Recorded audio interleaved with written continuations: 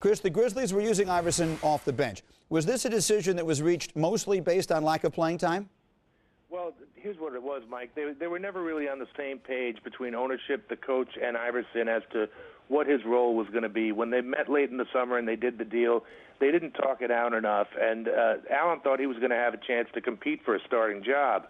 Then he came into training camp and he pulled his hamstring, and it kind of became a moot point because he didn't play in any exhibition games.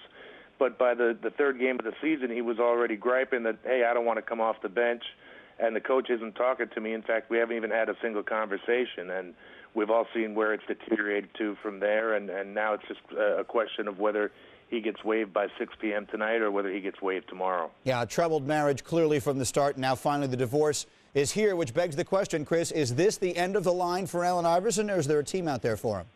I think there's probably still a team out there for him. It's a question of when. Money's tight in the NBA, and teams aren't looking to throw money, even on veteran minimums at this point in the year. Now, when we get into the end of February, early March, when guys got to be added for playoff rosters, yeah, there's going to be a market for guys like Allen Iverson, Jerry Stackhouse, a couple other veterans that are out there unsigned. But I think one team that it would be a natural fit at this point is the Charlotte Bobcats. But again, they got a starting point guard there in Raymond Felton, who's pretty entrenched.